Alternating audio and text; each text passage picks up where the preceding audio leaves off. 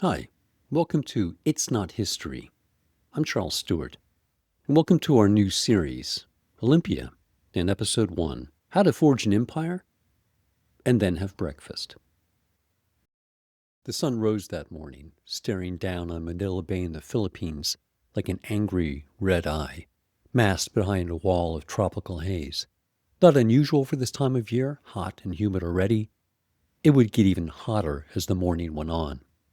What was unusual this morning, the 1st of May, 1898, was the line of 6 American warships steaming at full speed under a cloud of dense black coal smoke towards the line of Spanish ships anchored there in the bay. When the fast-moving American squadron was about 3 miles from the line of not-moving Spanish ships, they turned, now steaming parallel, and at 5:41 a.m., the American commander, Admiral Thomas Dewey, standing on the bridge of his flagship, the USS Olympia, turned to the ship's captain, Charles Gridley, and said laconically, "You may fire when ready, Gridley." The command may have been laconic, but what happened next wasn't.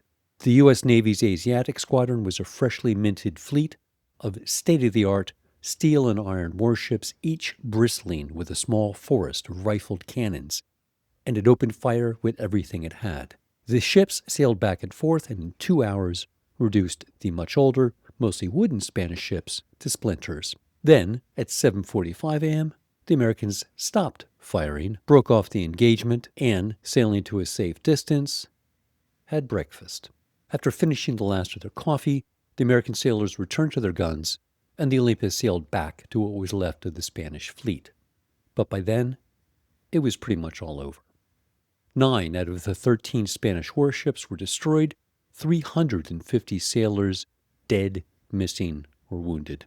The Americans, largely unscathed. A sailor died of a heart attack in the stifling heat of a ship's engine room, and 1 American warship was slightly damaged. And this short, sharp incident, the Battle of Manila Bay, is remembered as a historical marker. But unlike many historical inflection points recognized only really with the advantage of hindsight, this one was absolutely recognized at the time and around the world for what it was: the collapse of Spanish influence and the ascendancy of American influence. And this swift, decisive, if lopsided victory became a story celebrated with huge fanfare across the U.S., if not Spain, or, as we'll see, the Philippines. So celebrated was this naval engagement that the commander that day, Admiral Dewey, became an actual celebrity, complete with music and merch, in a way that's familiar and recognizable now, but unprecedented at the time, especially for a 61-year-old naval commander. But even more unprecedented, and what few at the time actually realized, was that America was, here in the Philippines, for the first time, about to become an empire. Unprecedented because for a country founded when it threw off the shackles of a foreign monarchy based on Republican ideals of self-determination, America was an unlikely candidate for imperial overlord. Even more unlikely was that this empire would be created by the United States Navy, which for almost all of its mostly meager existence had been a navy in name only. Certainly when compared to the other navies at the time, and you don't even need to bring up the global gold standard, Britain's Royal Navy, the U.S., going into the last lap of the 1800s, barely cracks the top 10 of naval ranking. Behind Russia and Italy, and after a frantic modernization campaign spurred by the U.S. Navy, Japan. For most of the 1800s, most American Navy ships and sailors had been relegated to patrolling and defending the coast of the United States, and had occasionally proved incapable of even that modest task. See the War of 1812, when the Royal Navy sailed up the Chesapeake Bay, then the Potomac River, then burned down the new federal capital at Washington, and then had lunch. And yet here, in the oppressive tropical heat of the rainy season in Manila Bay, an American overseas fleet was spearheading an American overseas empire. Something that for all of its existence, America had avoided like the plague. And at the tip of that spear was Dewey's flagship, the USS Olympia, as modern a warship as had ever been built in America or anywhere. A technological marvel of the modern age, while at the same time a throwback to a previous age, embedded in transition between two ages and eras, stubbornly refusing to let go of the previous one while looking forward to the next with deep suspicion. Suspicion, as we'll see, that was sometimes totally justified. And unlikely as all that was, what happened next was even more unusual because in less than a generation, this American empire would decide it didn't really want to be an empire and would work hard to give much of it back. But in between this taking and giving would be a brutal, convoluted process with a complicated and brutal history. And in this series, we're going to dive into this complexity and contradiction and try to unravel and make some sense of it. Why? Because it's not history, because it's important to look at this first American empire to understand the American empire now in the 21st century, because, oh yeah, we still have one. It's just not, as we'll discover, easy to see. And because the Olympia, this historic ship, and I have a history. One that didn't start on a bay in the Philippines, but on a river in Pennsylvania, the Delaware River. There are a lot of boats and ships on the Delaware River. There always have been, and for good reason. In the words of historian Michael Mantooth, this continent is uniquely blessed with liquid highways. Multitudes of Native Americans across countless millennia could ride these gentle roads uninhibited from mouth to headwaters, and you still can. The Delaware River is uniquely devoid of dams, making it the longest free-flowing river east of the Mississippi, as it rises in the Catskill Mountains of New York and then threads its way for nearly 300 miles between the states of Pennsylvania and New Jersey. One place Delaware, the river, spends very little time, by the way, is Delaware, the state. Shortly after it crosses the Pennsylvania border in the south, it dumps into the Delaware Bay, which then leads to the Atlantic Ocean a few miles later. And it was this short trip to the Atlantic that made it a natural port for even more boats now coming from Europe looking for a port. So ships and shipping are and always have been part of the culture and commerce of the area. No end of European explorers, merchants, and settlers sailed up the Delaware River, Henry Hudson of England among them, but then Dutch, Spanish, Swedish, Portuguese, mostly traders, although the Swedes made a settlement, but it was the English who made a real point of staying, in the form of Quaker William Penn, who sailed up the same river in 1672, holding a royal grant from Charles II of England for 29 million acres of land that he decided to name after himself, Pennsylvania, Penn's Woods. The river, by the way, is also named for a person, Thomas West, Lord Delaware, the first colonial governor of Virginia. The native Lenape people also got tagged with that name, called the Delaware Indians, by the English. It's worth pointing out that Delaware, the governor, never laid eyes on the place. Delaware, the people, lived on, in, and around it for countless generations. But all this is why and how the city of Philadelphia ended up where it did, close by the mouth of the Delaware, and, like London, close, but not too close, to the ocean. Soon this Goldilocks site enabled it, Philadelphia, to become the largest city in America and the third largest English-speaking city in the world, behind London and Dublin. Shortly after this English colonial outpost became the new American capital, the city cemented its maritime credentials when the United States Navy and Marine Corps were founded there in 1775, shockingly, in a tavern, sailors in a bar. Who knew? The first capital ships built for the U.S. Navy, the illustrious 6 frigates, were designed there by the famed Philadelphia naval architect Joshua Humphreys, and the first of these ships, the aptly named USS United States, was built there in the shipyards in Philadelphia by Humphreys. Over the next 2 centuries, thousands of ships for both warfare and commerce would be built there. So ingrained was shipbuilding in the blood and culture of the place that one of the pillars of Philadelphia cuisine, the hoagie, was invented in Philadelphia shipyards, made by the wives of Italian-American workmen employed at the Hog Island shipyard during World War I. The workers were known as hoggies after the shipyard and would show up with lunches, Italian rolls stuffed with antipasta, meats and cheese and peppers, made by their wives. Pretty soon this caught on, and pretty soon everyone in Philadelphia was eating these sandwiches, and a hoagie with a strong South Philadelphia accent at its back became a hoagie, later appropriated by a city to the north along the Hudson River where it's known as a hero or a sub. Down the river from Hog Island was the Philadelphia Naval Yard, and one of the ships built there was the USS New Jersey. New Jersey was among the last of her kind, an Iowa-class battleship launched in the middle of the Second World War, and she was obsolete before she even hit the water. After the searing lessons of Pearl Harbor and Midway, it was clear that the battleship had been displaced by the aircraft carrier, and cannons had been displaced by bombs dropped from airplanes. The USS New Jersey, however, didn't get the memo.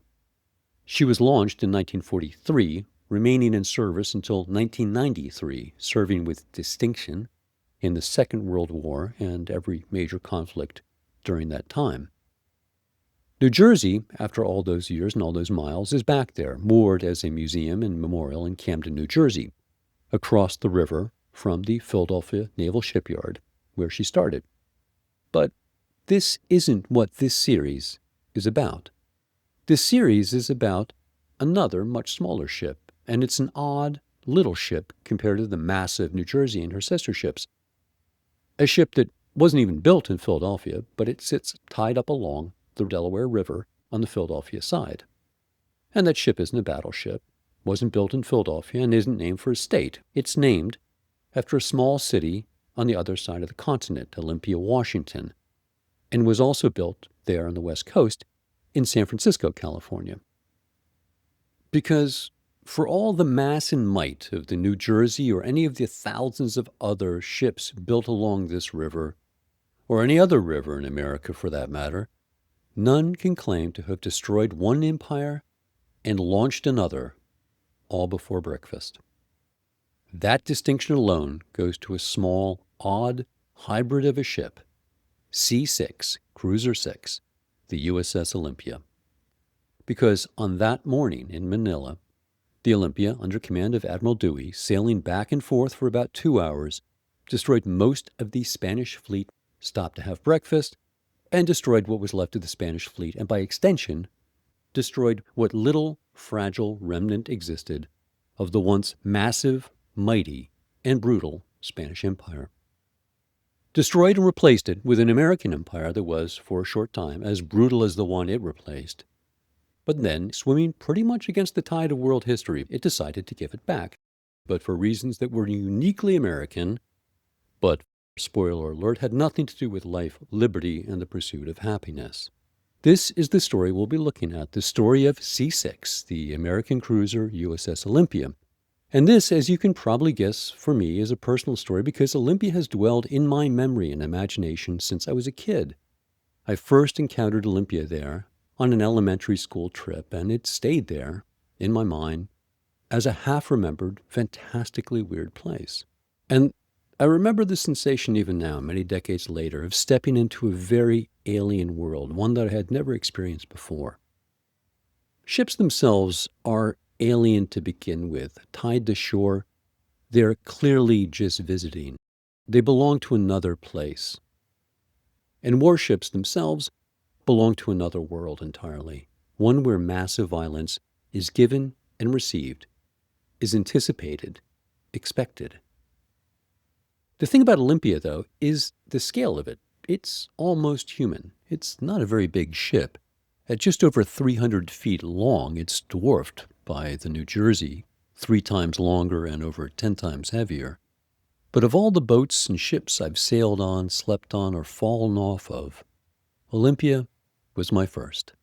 And to my delight, when I visited again for the first time in decades, I discovered that it really is that weird and fantastical. And as we'll discover, it's always been a weird and beautiful ship, unique when it was built and even more unique now. Now that it's the lone survivor of a class of ships that altered geopolitical power in a way that's never been the same since. It's a bizarre hybrid. It was built at the tail end of the age of sails, launched in 1892, so it still has wooden masts, a legacy of its age of sail heritage. But at the same time, the hull is steel, and it has the sort of steel gun turrets that you expect on a later modern warship like the USS New Jersey. Except some of the guns, large bulbous iron cannons, poke out of highly varnished wooden-framed glass windows along the side of the ship. Its steel bow comes to a fine knife-like edge, but instead of curving forward like a modern ship, see New Jersey, it weirdly curves backwards towards the bridge of the ship, which is also made of wood, where random wires and pipes lead this way and that, almost as an afterthought, which, as we'll see, it probably was. The Olympia, I've come to realize, is the most singularly steampunk thing I think I've ever encountered. Yeah, steampunk is a great way to think about it. Mike Medea is the Director of Education at the Independence Seaport Museum in Philadelphia, where the USS Olympia is currently preserved. It's a perfect combination of pick and choose your poison, right? Late Victorian or early enough Gilded, that the sense of steam power, coal power, interplay of ornate wooden design, but really bare bones metalwork just hits really hard on board as an aesthetic itself. But that aesthetic wasn't about looks. It's a transition point. It's about an emerging nation looking at new things in new ways. The Navy at that point in time was really still kind of trapped in this mode of building wooden ships and not really thinking about steel just yet. Olympia is in this first class of steel warships that the U.S. Navy built, so she's really unique and timely in this sense, but that's where you get that steampunk kind of coverage of what era is this supposed to be, because she is really transitional in that sense. Launched in November of 1892 in San Francisco, but built using Pennsylvania steel.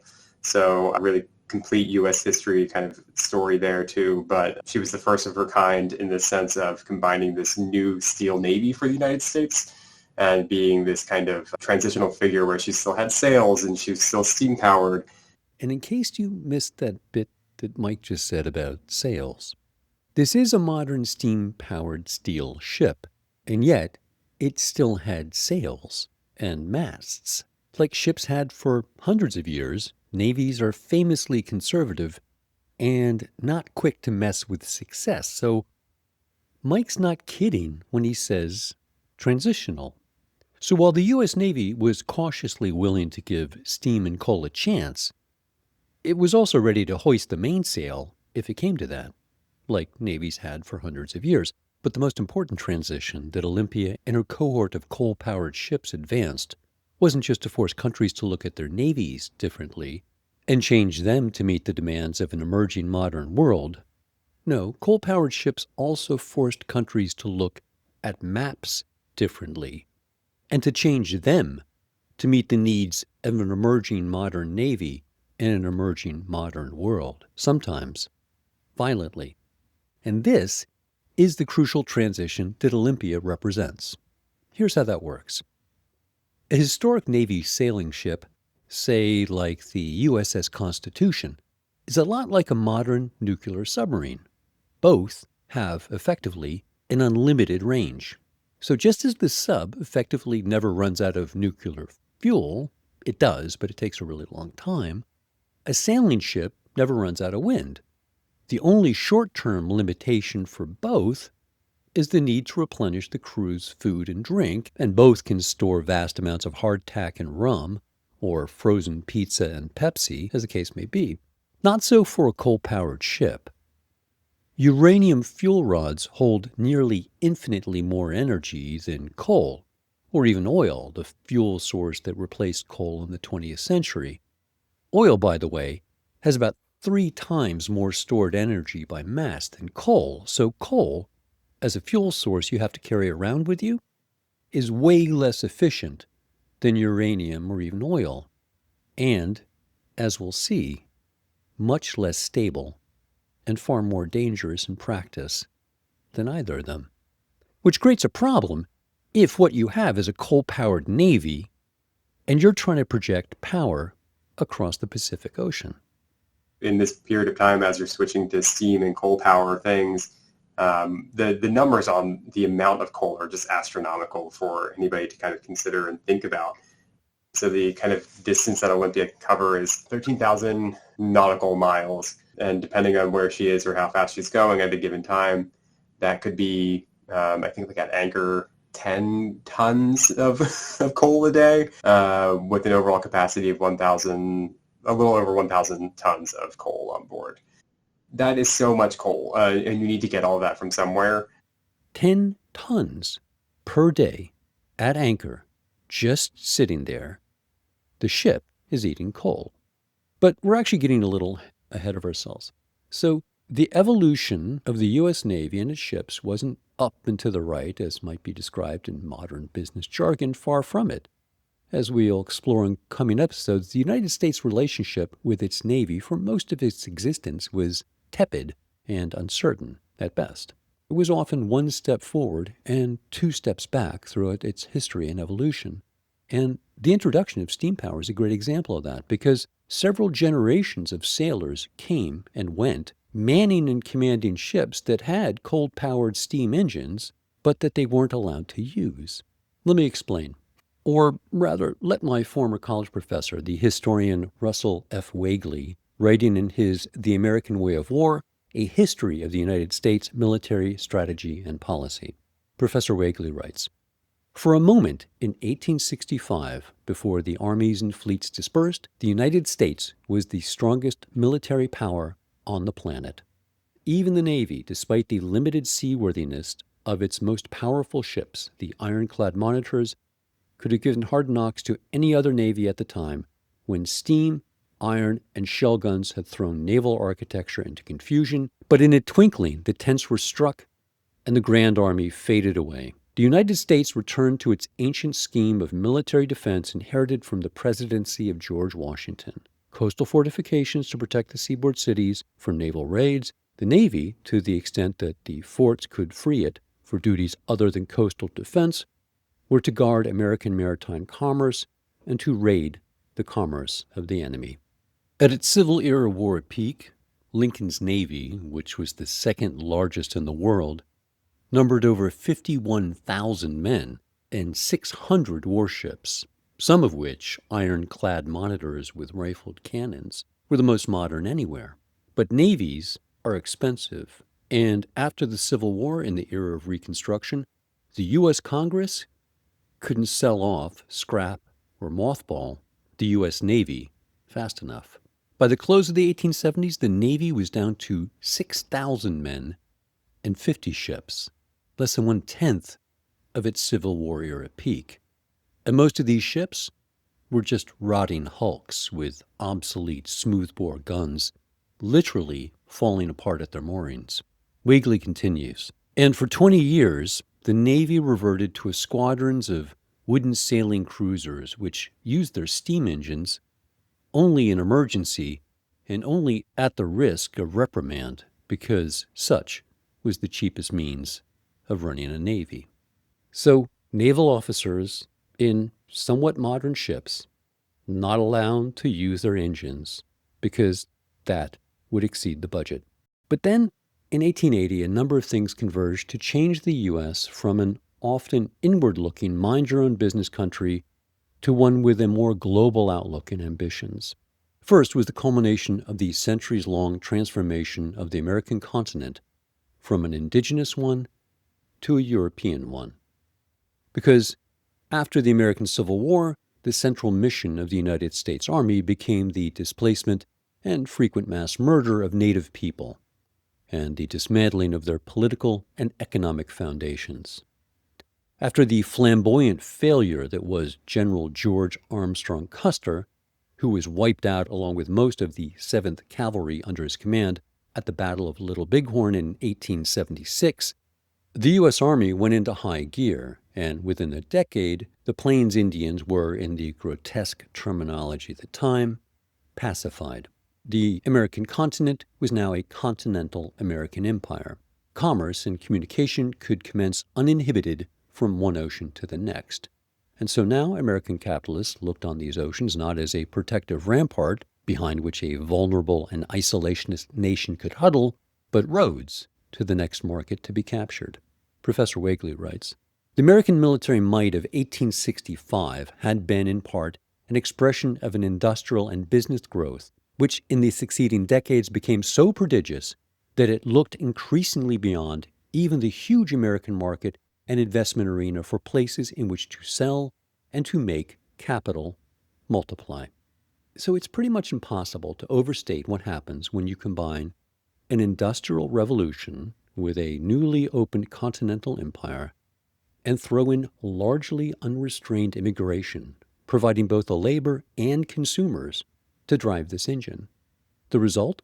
American GDP tripled between 1860 and 1890, roughly 2.5 to 3 times the 1860 level, while industrial output expanded 4 to 5 times amid rapid manufacturing growth.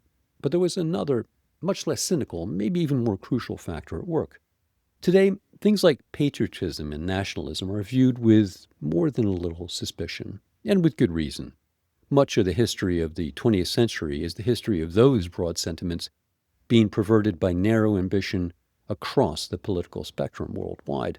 But at this time, before the bitter lessons of the First and Second World War, this was a different, unabashedly patriotic and optimistic country, one that had just survived an existential crisis, a civil war unprecedented in scale and scope, and hadn't just survived, but had thrived. Russell Wakely in The American Way of War continues, "In an era of national pride, stimulated by reunion and then the observation of the centenary of the Revolution, the American people felt eager to express their sense of greatness of their country by showing that the country could excel in anything the other great nations might do. When the other powers, capital P, embarked on a new round of economic and colony building competition overseas, the United States grew tempted to join the game. Whatever the varied motives, the fact of a new American ambition seeking influence beyond the North American continent was clear enough. As the United States secured from the Kingdom of Hawaii in 1887 the exclusive rights to use Pearl Harbor and to establish coaling stations and repair stations there.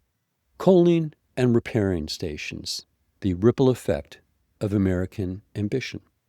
It's always those like secondary effects, right, of what this does both internally in terms of where either people are migrating to, the needs for immigration, and then also the external side of where are our friends, where are our enemies, and how do we get those supplies to where we need them to be. Yeah, it's like that butterfly effect of, oh, we switched to steam. By the way, now we need all these supplies. And so America began, almost tentatively, to extend its reach, not just politically, but physically, west.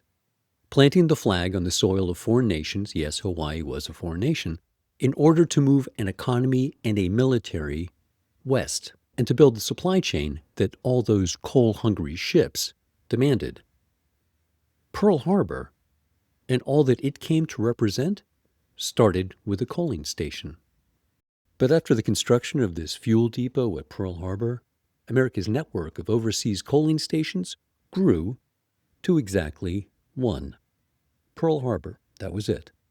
Not even a network, just a node, the point on the map. And this was not how an aspiring great power, capital G, capital P, got a table in that exclusive club. In that club, at the head of the table, was the gold standard, Britain's Royal Navy, and their World Wide Web, circa 1880, their network of fueling stations at Halifax, Nova Scotia, Bermuda, St. Lucia, Jamaica, Barbados, Bahamas, Trinidad, British Guiana, British Honduras, the Falkland Islands, Cape Town, Port Elizabeth, Durban, Aden, Ceylon, Bombay, Calcutta, Port Adelaide, Port Phillip, Gibraltar, Malta, Singapore, went on and on. More than 30 locations. And that was what a global supply chain looked like in 1880. So the U.S., with their one coaling station and global ambition, recognized that they would need many, many more links in their chain. But before that, in order to build the coaling stations to support the Navy, the U.S. would need a Navy. Because what America in the 1880s and 1890s wanted wasn't just a seat at the table with the rest of the great powers, they wanted the table. Russell Wigley continues. When, in the 1880s, the United States was ready to extend its political and economic influence beyond the North American continent, it was recognized that the Navy would be the essential means of bringing it about. And so the United States proceeded to build a navy, a modern strategic navy. And it was in 1892 into this world that the USS Olympia was born. As a transition from a world in which the U.S. Navy was valued for coastal protection, if it was valued at all, to a world where, as we'll discover, it was the strategic instrument to extend the reach of American strategic ambition politically and economically to a global level. And if you're looking for the moment when that becomes a thing, when the U.S. thinks of itself as a global power, as a major player, and the idea of a worldwide reach first enters the lexicon, it's here in 1892. The word global, meaning worldwide, universal, pertaining to the whole globe of the earth, first lands in the dictionary in 1892, and with it, global strategic thinking and ambition. And at the end of this spear, at the fine knife's edge of this exploding continental economy, powered by patriotic fever and bulging banks, was the USS Olympia, sailing into view of the Spanish sailors aboard their sadly outdated wooden fleet, vestige of better days and a once great empire that largely, as we'll see, no longer existed. But what was left of it was firmly in American crosshairs, not because of anything to do with Manila or the Philippines or anything in the Pacific. It started in a remote string of islands 70 miles west of Key West, Florida, the Dry Tortugas. And one of the islands there is called Garden Key. And on Garden Key, covering almost all of Garden Key, is the largest brick structure in the Americas, Fort Jefferson. And in our next episode, we'll discover how it was here in the Tortugas that trouble sailed to Spain en route from the United States, headed to Havana, the capital of Cuba. Because what brought Spain and the United States to war in 1899 was a revolution from Cuba and American coal from the Tortugas, and the explosive worldwide shock when they came together in Havana Harbor. So join us next time. I'd like to thank Mike Medea and the team at Independence Seaport Museum in Philadelphia, and Daryl Jubala for location audio engineering. Thanks for listening, and we'll see you next time.